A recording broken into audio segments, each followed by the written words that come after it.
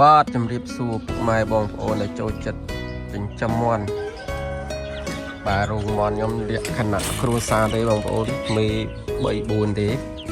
បាទនេះទីឃ្លាដើរមកបន្លោះបាទមានកន្លែងនេះកន្លែងដេកយប់ឡើងខ្លះចេញមកក្រៅខ្លះនៅក្នុង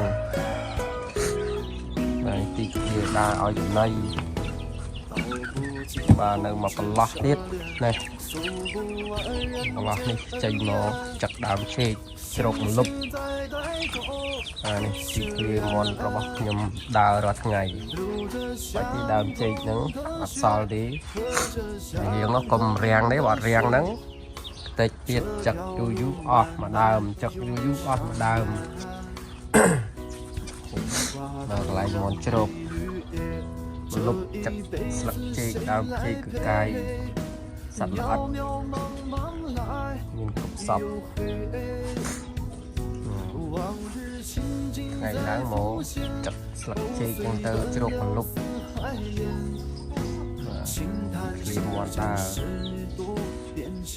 រនេះថ្ងៃដាក់ចំណីឲ្យទឹកអីទៅចង់ទៅលេងដើមចេកទៅស្រែកតែក្បាលវ៉ាល់របស់មាន់ទេនៅក្នុងនោះកន្លែងនេះដេកបាទនេះរោងយើងចិញ្ចឹមតកូវបាទទីឃ្លាតកូវយើងអស់ហើយសល់មួយអាំងដាច់ស្តុកអស់ហើយក្តៅវិញបាទនេះខ្ញុំចាប់ដើមបានពូជទៀតទេទុកមកអូនអាំងនេះគឺពូជទីឃ្លាតកូវយើង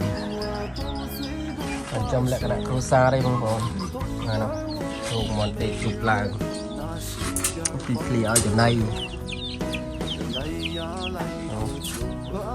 ឃ្លាឡើងដើមជីកទៅលើថ្ងៃ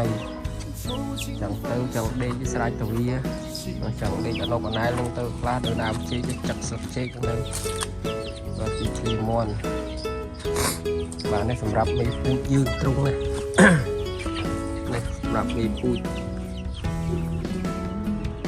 ក្រាបពីរឯនៅពីរក្បាលយើង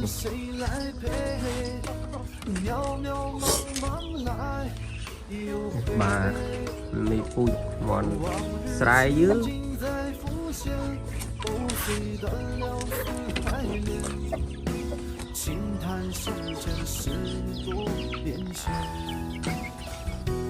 爱江山。